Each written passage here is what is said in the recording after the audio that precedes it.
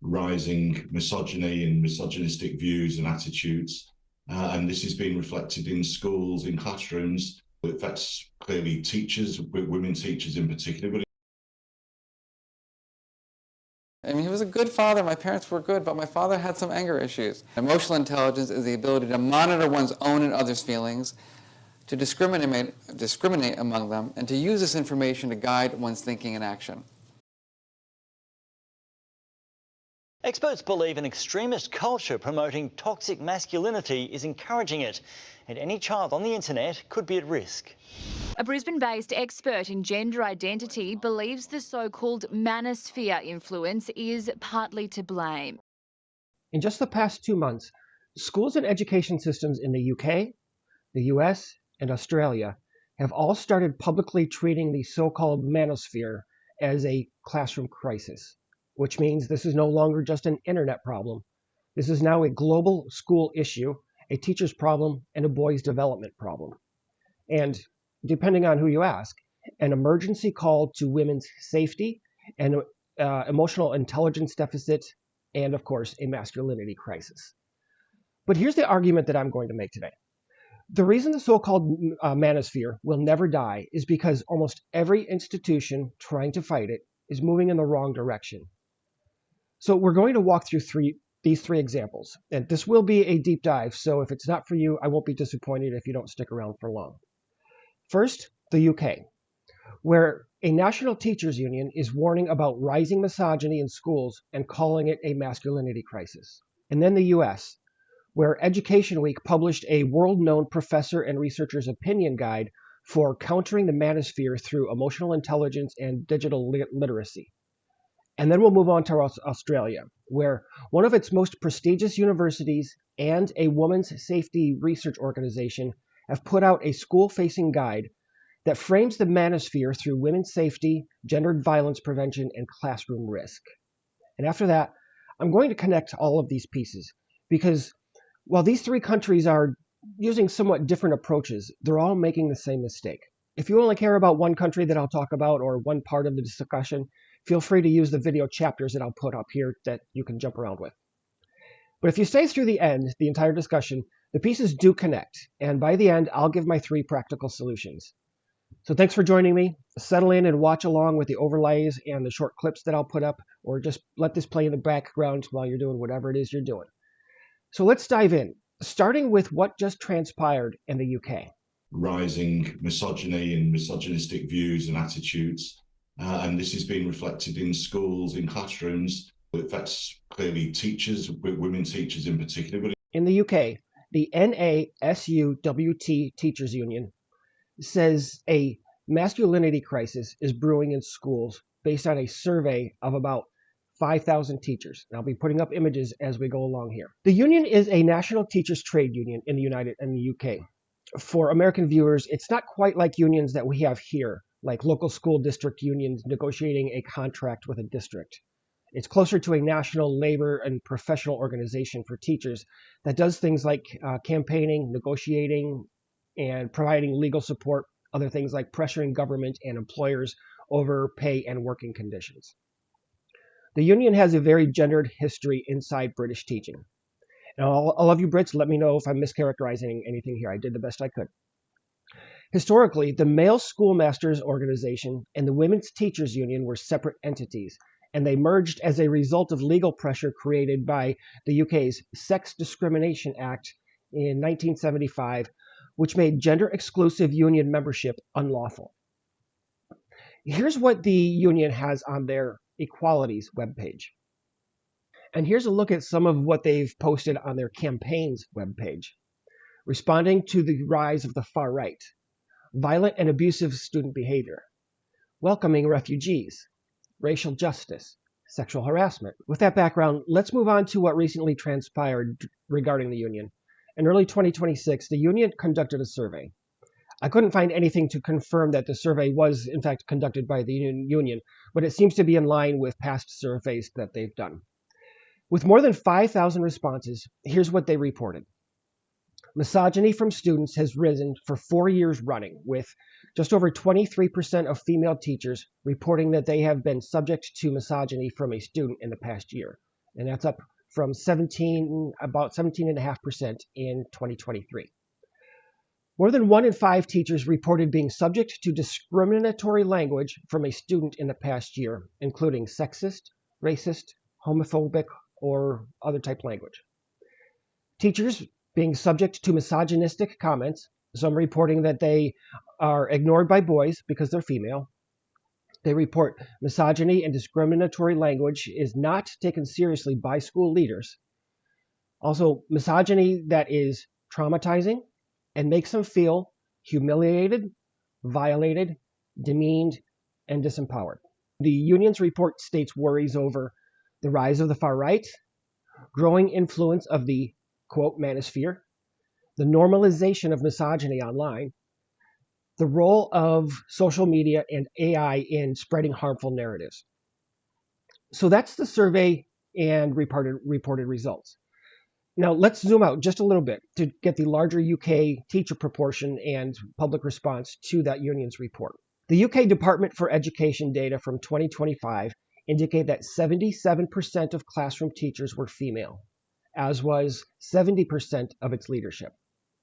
And this is what I found when I get it downloaded from gov.uk, showing women account for more than 75% of teachers in England in 2024 to 2025. Now back to the union's survey and public response to it. The Guardian reported on the union's report within a day or two with the subtitle, "Misogynistic abuse of female staff is increasing, leaving teachers feeling traumatized and humiliated." That's the subtitle. And check this out from that Guardian article. Female teachers describe being ignored, mocked, and patronized, being referred to as love, being told to calm down, and disparaged with comments like, "Must be that time of the month." That's the source of female teachers' trauma and humiliation that's being reported. But at least the NASUWT General Secretary had this to say. He warned of a ticking time bomb and called for better support and teaching to deal with the impact of the, quote, manosphere in schools. He says over 70% of the teaching profession is female, and continues, if female teachers are reporting that they cannot contain gender-based aggression in their classrooms, then we have a ticking time bomb on our hands. I appreciate that he did state the obvious, but I also think that he stopped a little bit too short. He did not say, or at least the Guardian didn't print what that actually means. I like to think that he's implying that women are the problem, or they could at least be part of the solution. But perhaps that's my own wishful thinking. I don't know. Now, more publicly, reader responses to the Guardian article included, if boys do not learn to conduct themselves in a civilized manner and treat their teachers with respect, young women will be fearful of entering the teaching profession. Okay. Readers also commented or responded that, what was this one? Turn up with your dads or somebody else's and play games. It's here that the answer lies. Youth organizations and clubs. Youth mentors to deconstruct harmful narratives and behaviors through learning, championing values such as respect and building belonging. And whether it's the union collectively, individual teachers, or anyone else, the response is always the same. It's more programs, better programs. Teach boys and young men how to be better without ever listening to them. I'll give my thoughts on how I think change should happen, but for now, let's move on to what's happening in the United States. Again, all of this just in the last month and a half or so. I mean, he was a good father. My parents were good, but my father had some anger issues. Emotional intelligence is the ability to monitor one's own and others' feelings, to discriminate among them, and to use this information to guide one's thinking and action. In the United States, in April 2026, Education Week published Yale professor Mark Brackett's School Leader's Guide for Countering the Manosphere, which portrays manosphere of influence as a school climate and safety issue.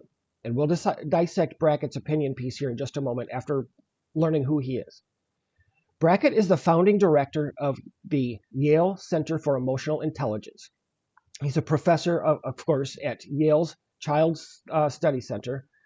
He's the lead developer of Ruler, R-U-L-E-R.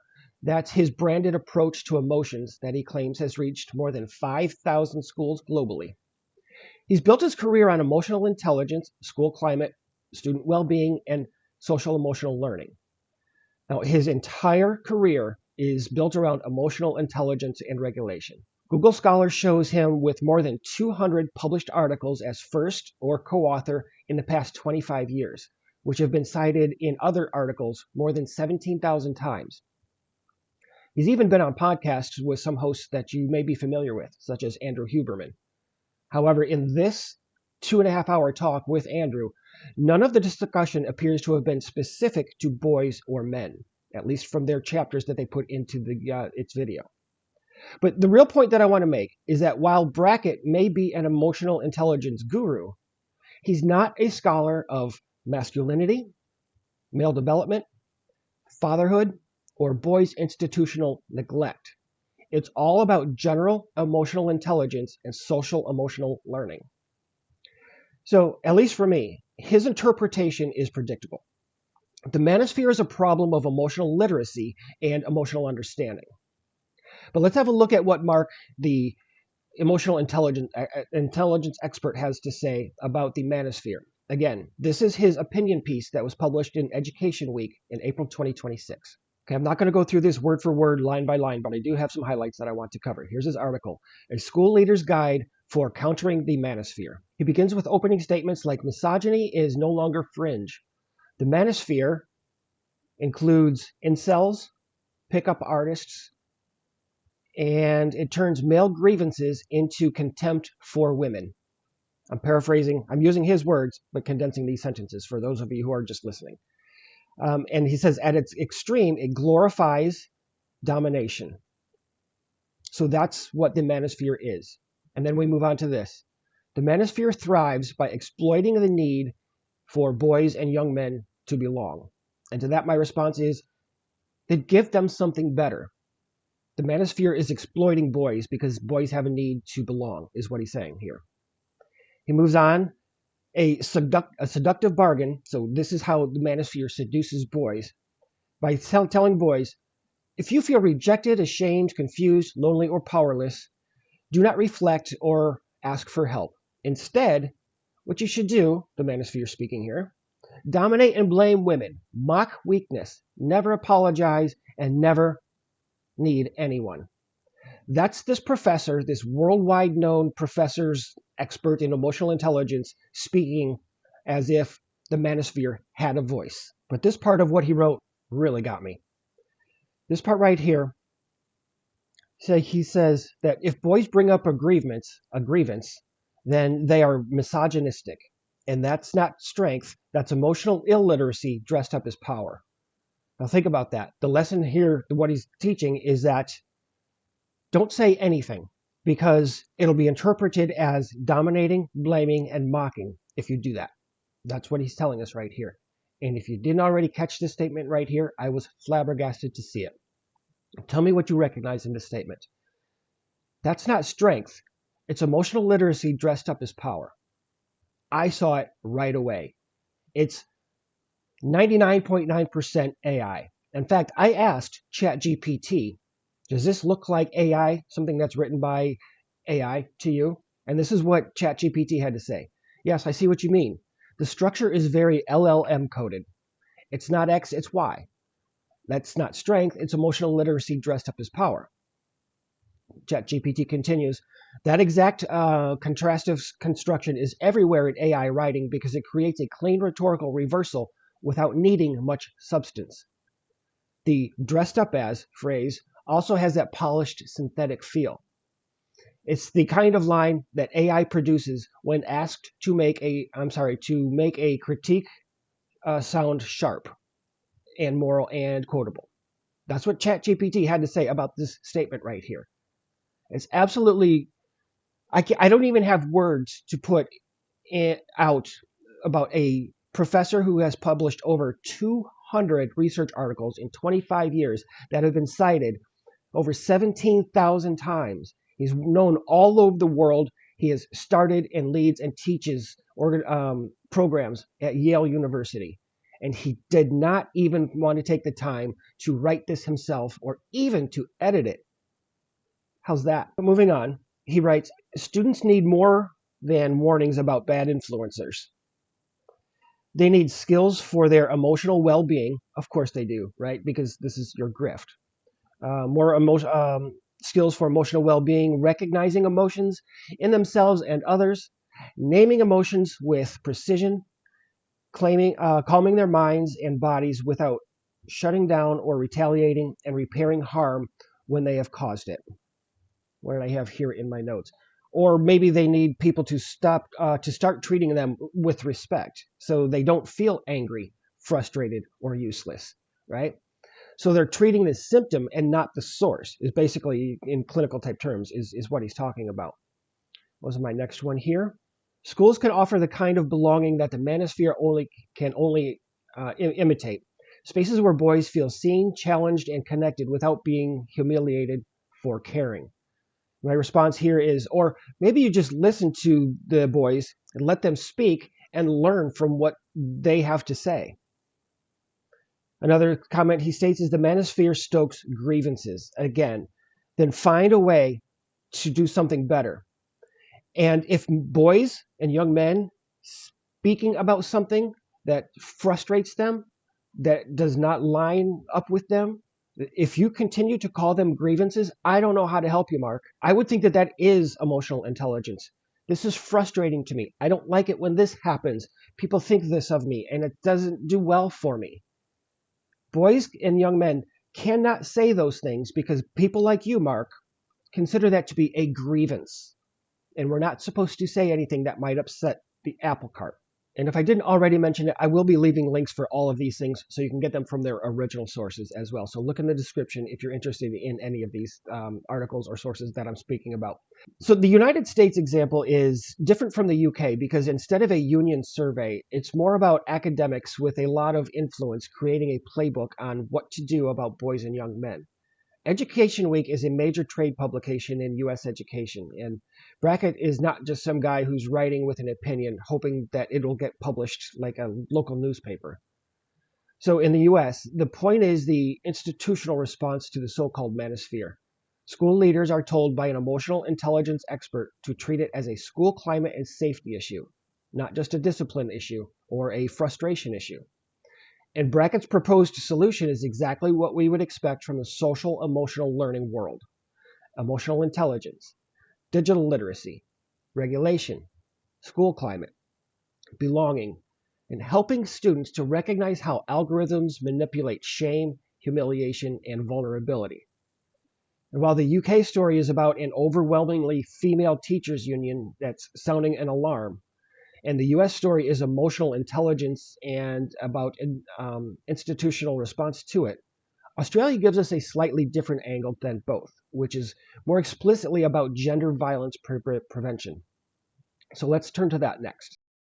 Experts believe an extremist culture promoting toxic masculinity is encouraging it, and any child on the internet could be at risk. A Brisbane-based expert in gender identity believes the so-called Manosphere influence is partly to blame. In Australia, Monash University in Anrose, I don't know if y'all call it that using acronyms, but that's what I'm going to do. Anrose recently released a guide for schools saying that Manosphere ideas are now showing up in classrooms every day and are shaping boys' attitudes and behaviors in ways that they disapprove. For context, Monash University is one of Australia's major public research universities based in Melbourne, Victoria, I believe. For Americans, I think of Monash as something like U.C.L.A. or the University of Michigan, a major public research university with serious institutional influence. For UK viewers, I think I got this right. It could be, I think, compared to something along the lines of Russell Group, a large research-intensive university that's operating inside the country's elite academic tiers. Let me know if I get that right. That's my interpretation. Nonetheless, ANROS is Australia's national research organization for women's safety. It's not too different from the National Organization for Women here in the United States. But where now is an advocacy group and membership organization for feminist political action ANROS is a research organization that focuses on building and interpreting research that focuses on domestic issues like family and sexual violence in Australia. So collectively between Monash University and ANROS, the so-called Manosphere is being processed through a major research university with support from a women's safety research organization. And that means the issue has moved into a national and educational gender-based infrastructure. The collaborative guide that I mentioned is this. It's titled An Introductory Guide to the Manosphere and the Impacts for Young People, Teachers, and Schools. It was released just a couple of months ago in March 2026 with a purpose of helping teachers and staff to work with secondary school students. According to the guide, sexist and misogynistic ideas from the Manosphere are, and I'm quoting, filtering through to classrooms and having harmful effects in Australian schools. Its message is direct. I got to tell you, the Manosphere encourages men and boys to disrespect women and girls, to use violence and aggression, to reject authority, and to portray men and boys as victims of gender equality movements that assert patriarchal and traditional gender roles.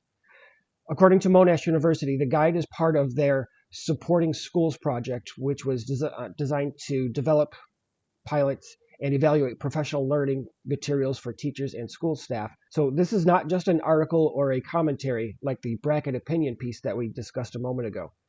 It's a formal, school-facing, actionable resource that's built to train educators.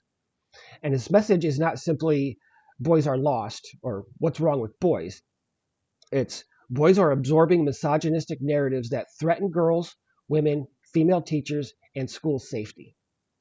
Overall, this is an example that Australia is moving in the same direction as the U.S. and the U.K., but with an even more explicit link to women's safety concerns. Again, this will be linked in the description for you. Now let me shift gears here for just a moment and tell a story that hopefully contextualizes what this looks like in less abstract terms. We've got a guy named Johnny who needed some wheels, so he went and bought the worst car you can imagine. It barely starts, it's leaking oil, smells like burnt rubber and exhaust when he passes by. The car backfires at every red light and wakes up half the neighborhood when he drives by at night. People hate the car because it's ugly and it bothers them. And they hate Johnny for having it. They say that he's irresponsible, immature, he's inconsiderate of other people, and just overall he's a public nuisance. What the hell is wrong with you, Johnny? They ask him. Your car is embarrassing for everyone else on the road. You're making traffic dangerous for all of us. You're making the city ugly, and you're giving all of us decent car owners a bad name. So they even go so far as to tell him, listen, go get a better car, you selfish prick. But when that doesn't work, and after finally enduring all they can, the people get together to teach Johnny how to get a car that doesn't suck. They teach him how to inspect a car before buying it, how to negotiate with the seller so he can get a good price. They teach him how to take pride in vehicle ownership, even how to maintain it and how to keep it bright and shiny. They also remind him how his car is reflecting poorly on other drivers and that they're just trying to help him out so that he can fit in better. Eventually, the whole town gets together to solve the whole Johnny problem. They build car buying programs, repair workshops, they've got clean car awareness campaigns going on, and they even have some school assemblies about how everyone should be a great car owner. And that will solve the problem for all of the Johnnies out there that don't respect other people or even themselves. And finally, Johnny's had enough. And he says to them, I get it. I know you don't like my car. I know it bothers you, and I know that it needs some work. I just don't care. Because this was the only car available on the lot, and it's doing its job, whether you like it or not. Johnny continues by saying, yeah, I went to a few other dealers, but they either ignored me or they insulted me. Hell, one dealer even told me that I was the problem for wanting to drive in the first place. So instead of giving me another lecture or a program about how terrible my car is, why don't you put a better car in front of me and I'll drive that one? And that's the so-called Manosphere issue. Everyone pissed off, but no one understanding the root of the issue. Boys and men are listening to Andrew Tate, Fresh and Fit, and others because that's who's listening. That's what's available for them. For many boys, it's the only place that seems to be giving them anything that resembles direction, status, or a positive outlook. They're not getting it in the home, and they're sure as hell definitely not getting it in the schools. And that's the gap that will take a miracle to bridge.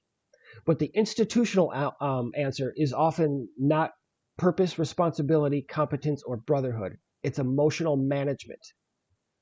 And that brings us to emotional intelligence, because this is where the institutional response becomes especially revealing. In the United States example, Mark Brackett's entire professional world and reputation is built around emotional intelligence in some way. So it's not surprising that when he writes about countering the manosphere, the solution comes through that same perspective. Teach boys to recognize their emotions. Teach them to understand their emotions, to regulate their emotions. Before I go any further, let me just stop here for just a moment. Please understand that I do believe some of that may be useful. In no way am I saying that boys should be emotionally clueless or unable to express themselves productively. But emotional intelligence becomes a problem when it's treated as the answer to a much deeper social phenomenon. Because boys are not looking for emotional language. I would be surprised very much if at 12 years old that's what they were looking for. What they're looking for is direction in male identity and a reason to believe that their lives matter. If the only response that they get from schools is, learn how to express your feelings better, and come over here so we can show you how to behave, then adults should not be shocked when boys go looking somewhere else for strength and purpose. And this is where emotional intelligence unfortunately becomes self-righteous. When boys' emotions and behaviors are judged, it's not done with neutrality. Society and individuals alike are interpreting emotional intelligence through their own moral framework. I want you to understand this. Whether it's rooted in gender, personal history, individual history, religion, or somebody's own career. One person sees an angry boy and calls it entitlement, but maybe he's hurting, maybe it's pain. Somebody sees a young man rejecting authority and calls it misogyny, but maybe it's distrust built around years of being told that men suck. My contention is that emotional intelligence, as used by schools and institutions, is becoming another way to socialize and manipulate boys instead of listening to them. So yes, emotional intelligence may help boys describe what they feel and why, but it does not give them purpose or a more fulfilling path forward. In fact, I firmly believe that it is systemically reducing their autonomy, their self-determination, and their masculinity. And to that end, my solutions are basic, uncomfortable, and likely impossible in today's society, but I'll give it a shot. First and foremost, as it relates to what's happening with boys and young men in schools. Boys and young men need more strong men in their daily lives, not more women who want them medicated and to put them into programs that act as emotional concentration camps that replace men and fathers. I won't spend much time on this, just to say that when 60 to 80% of teachers and administrators are women, that's a problem. And when half of those boys and young men don't have a biological father in their homes, that's another problem. We're all familiar with those statistics and outcomes, so I'll leave it at that for now and just revisit that in another day in more detail. But until women, teachers, and school leaders either start making corrections to have more male and father presence or admit that their imposed absence is the issue, this will never change. Second, stop treating boys and young men like useless problems waiting to happen and start giving them purpose.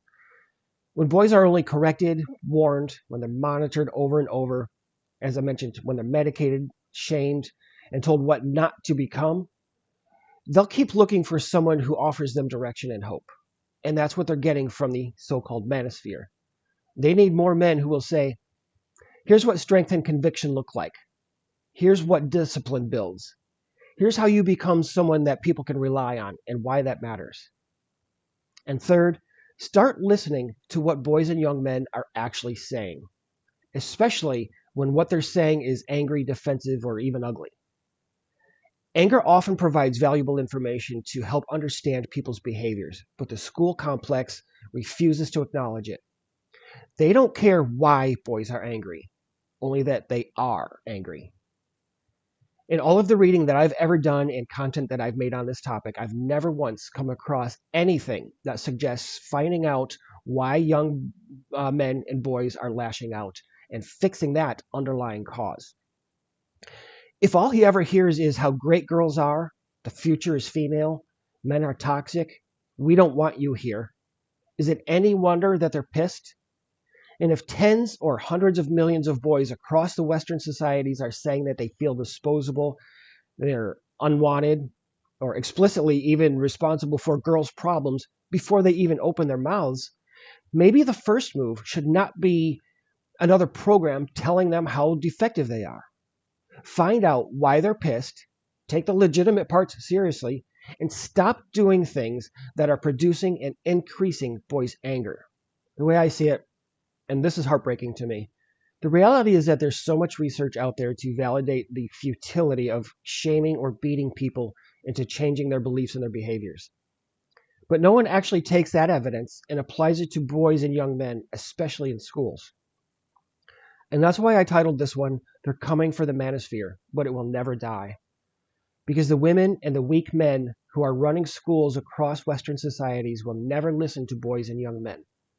Because that would require looking inward to realize that maybe they're the root cause of all of this angst. As always, give me your thoughts and what resonated most with you. Tell me what country you're in and what's going on where you live. Share your story in a comment so others can know what's really going on out there. As always, thanks for sticking around to the end. Be careful out there. I'll be back soon with more.